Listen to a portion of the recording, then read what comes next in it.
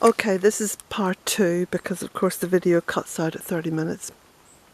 Let the polytunnel go because I just don't have the water to feed the crops that I had in here, and just keeping the trees and the grapevine and the plants on either side of the trellis going. So we'll just walk up now towards the stone circle and we'll go up through the trees this way.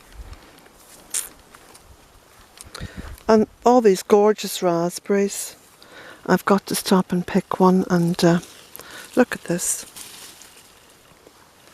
No, they're lovely. And lots of black currants. And of course you can see where the birds have been at them. I'm very much letting the bulk of the black currants go to the birds this year, because they need them during this drought and I don't. As my grandmother used to say, needs must. And of course, we don't hear the birds singing, but they're very much here, because you can hear them flitting up from where the fruit bushes are.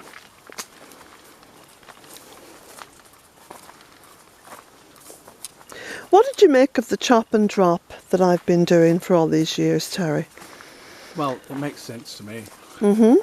Just to, rather than piling things up in compost heaps, to just let them be where they're going to be used. And it's part of how a forest creates itself anyway, isn't it? This is true, yeah. And you've been doing this, look, with the grass cuttings and stuff. Yeah, around trees. Fantastic. Because all that's nitrogen, of course, isn't it? It's food. Everything that drops down is food. Lots of red currants in there.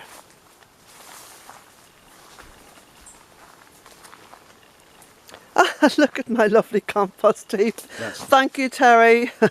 That's the stuff from the, mostly the stuff from the tunnel. Most of the stuff from the tunnel, that's fantastic, and that's just going to biodegrade down so beautifully and provide so much food for the land next year. And all these little shady spots.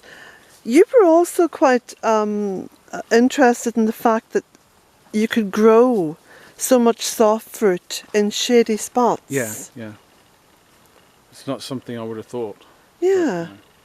And these, of course, are red currants, and lots of red currants, in quite shallow, and once again, poor, as designated by the EU. Oh, do you hear those? Hear the blackbirds? You see? So they're in there, feeding away on the berries, which has given them both food and liquid. So of course, again, looking at a good model for planting a woodland or a forest, plant lots and lots of berry producing bushes. Yeah. Because that's going to create a very holistic woodland. Because birds will eat and birds will survive, and in times like this, with this drought, which is now in its second week, I think, and the official line from the government is the whole of Ireland is now in a drought situation. Yeah. I bet you never thought you'd encounter that when you came from Australia. Two words that don't go together. No, this is true. This is true. They do not go together at all. You get used to it raining every few days, or it rains in the morning and it's sunny in the afternoon, or in the summer. But it seems to rain, at least every 3 days, usually.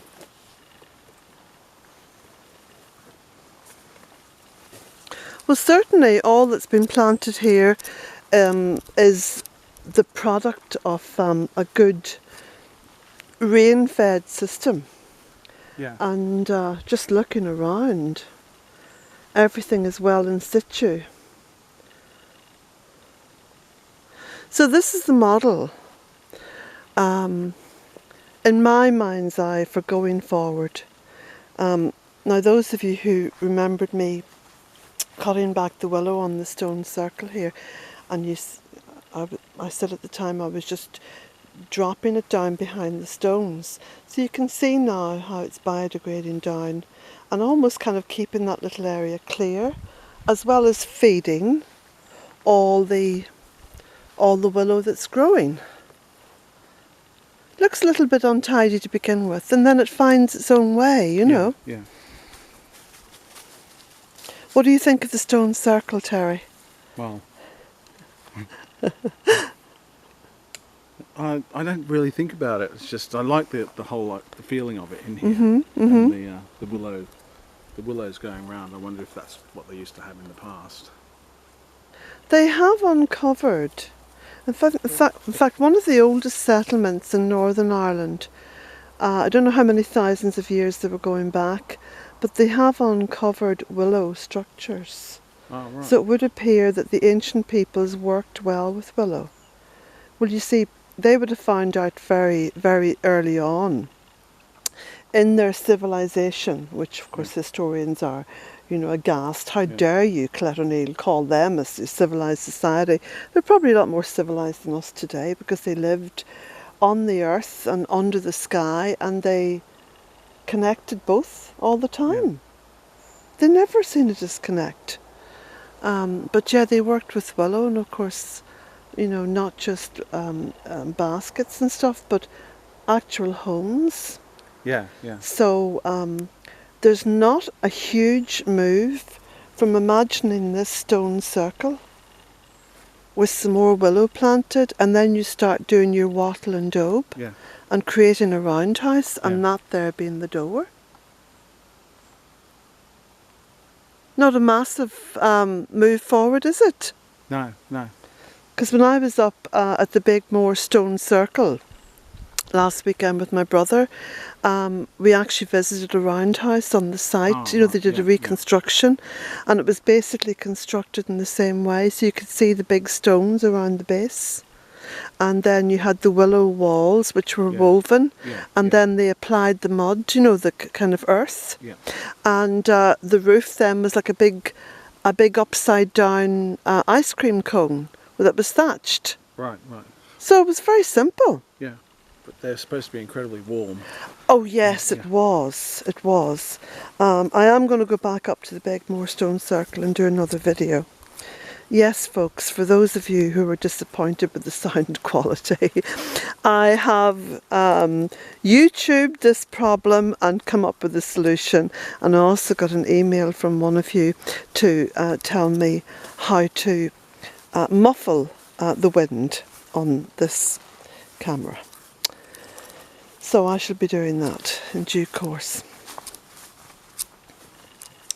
So, Terry, is there anything else you'd like to add now before we say goodbye to everybody?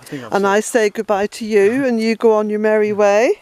I think I've said everything. It's just it's a way forward. Leitrim at the moment seems to have been designated as forestry by not just the Irish government, but by the European government. Yes. And maybe we can't object to that, but maybe we should have forests instead of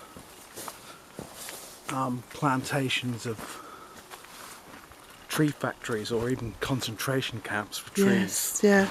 Yeah, concentration camps for trees, because you know, you have to see them to get that. They're horrible. They are horrible. And yeah. You know, I think that the trees, like us, appreciate multiculturalism as much as possible. That's one of the reasons why I love going back to London. Because I often say, and I have said it before on camera, you've got 12 million people living in London.